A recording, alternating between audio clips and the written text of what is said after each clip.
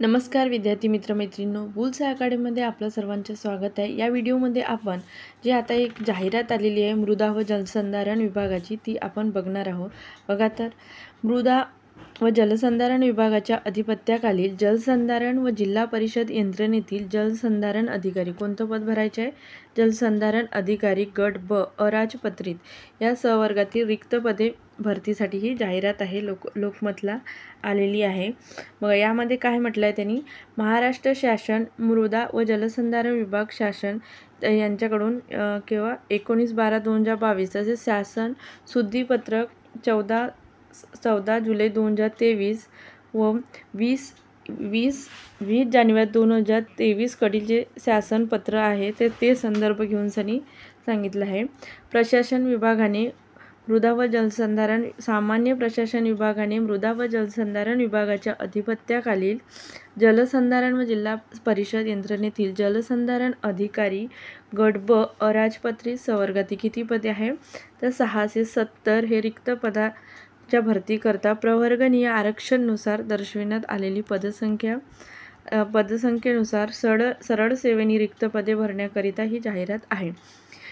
शैक्षणिक अर्हता आणि इतर अटींची पूर्तता करणाऱ्या पात्र उमेदवाराकडून मान्यता दिलेल्या प्रवर्गनीय आरक्षणानुसार मृदा व जलसंधारण विभागाची म्हणजे वेबसाईट आहे www.maharashtra.government.in या संकेतस्थळावर फक्त ऑनलाईन पद्धतीने केव्हापर्यंत ते 21/12/2023 ते 10 जानेवारी 2024 पर्यंत अर्ज मागविण्यात येत आहे। शेवटची तारीख किती आहे? 10 जानेवारी 2024 अर्ज करण्याची।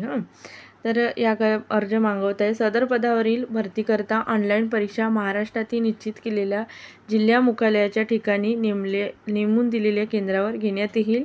ऑनलाईन परीक्षेची तारीख विभागाच्या संकेतस्थळावर यथावकाश प्रसिद्ध करण्यात येईल।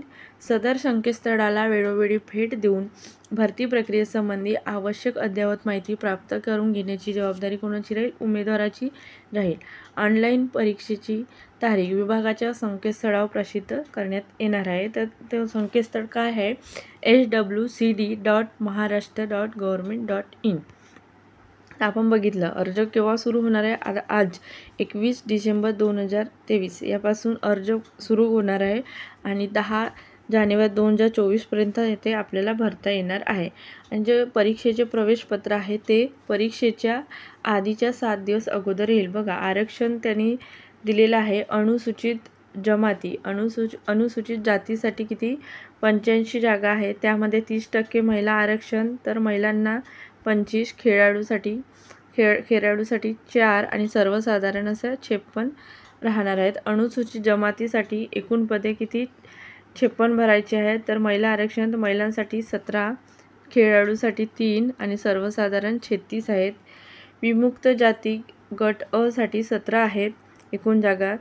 समांतर आरक्षण महिलांसाठी 5 आणि खेळाडूसाठी 1 आणि सर्वसाधारणसाठी 11 आहे।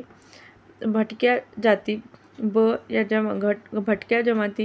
भटक्या जाती गट ब याच्यासाठी एकूण जागा किती आहेत? 15 आहेत। महिला आरक्षणानुसार महिलांना 4 आणि खेळाडूंना 1 आणि सर्वसाधारणना 10 आहे। त्यानंतर भटक्या जाती गट क 19 जागा भरायच्या आहेत, महिलांना 6, खेळाडूसाठी 1 आणि सर्वसाधारणसाठी 12 आहेत। भटक्या जाती गट ब एकूण जागा 13 भरायच्या आहेत, महिलांसाठी 4, खेळाडूसाठी 1 आणि सर्वसाधारण 8 आहेत। विशेष मागास वर्गासाठी एकूण जागा किती आहे? तर विशेष मागास वर्गासाठी 16 जागा आहे, महिलांसाठी 5 आणि खेळाडूसाठी 1 आणि सर्वसाधारण 10। तर इतर मागासवर्गीय आहेत त्यासाठी 129 जागा एकूण भरायच्या आहेत, त्यामध्ये महिलांसाठी 39 जागा आहेत आणि खेळाडूसाठी 6 आहेत आणि सर्वसाधारणसाठी 84 जागा आहेत।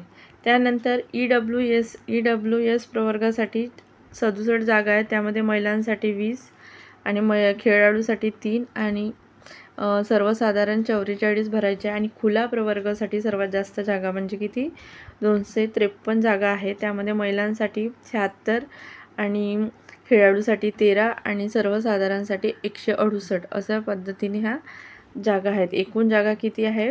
एकूण जागा आहे 670 आणि महिलांसाठी एकूण जागा 201 भरण्यात येतील। त्यामध्ये खेळाडू त्यातून 34 भरण्यात येतील आणि सर्वसाधारण 435 भरण्यात येतील।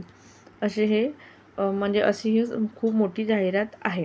त्यामध्ये इथं दिलं आहे की जे एकूण 670 जागा आहे त्यामध्ये 1% म्हणजे एकूण पदाच्या 7 पदे हे अनाथ प्रवर्गासाठी राहतील, 4% म्हणजे एकूण 27 पदे हे दिव्यांग प्रवर्गासाठी राहतील।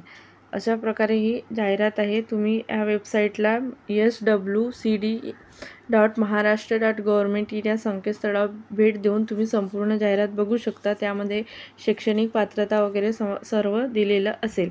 जर तुम्ही या चॅनलला नवीन असाल तर चॅनलला सबस्क्राईब करा आणि तुमच्या मित्रमैत्रिणींपर्यंत शेअर करा। धन्यवाद।